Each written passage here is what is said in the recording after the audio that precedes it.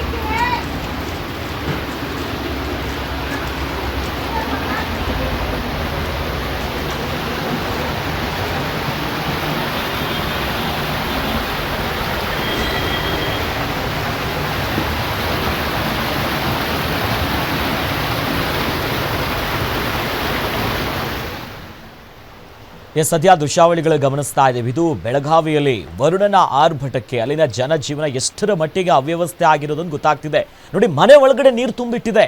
ಮನೆಯಲ್ಲಿರುವಂಥ ವಸ್ತುಗಳು, ಅಲ್ಲಿರುವಂಥ ಪೀಠೋಪಕರಣ ಎಲ್ಲವೂ ಕೂಡ ನೀರಿನಲ್ಲಿ ಮುಳುಗಿ ಹೋಗಿದೆ.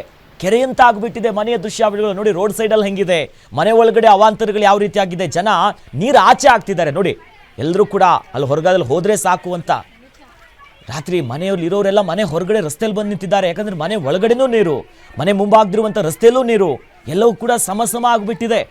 ನೀರನ್ನು ಹೊರ ತೆಗೆದ ಆಚೆ ಹಾಕೋದೇ ಅಲ್ಲಿರುವಂಥವ್ರಿಗೆ ಕೆಲಸ ಆಗಿದೆ.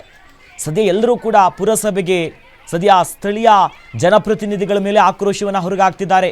ಚರಂಡಿ ವ್ಯವಸ್ಥೆ ಸರಿ ಇಲ್ಲ ಹೇಳಿದ್ರು ಕೂಡ ಇವ್ರು ಕೆಲಸ ಮಾಡ್ತಿಲ್ಲ. ಏನಾಯ್ತಪ್ಪ ಇದು ಅಂತ ತುಂಬ ಅಳಲನ್ನು ತೋಡ್ಕೊಂತಿದ್ದಾರೆ ಜನ.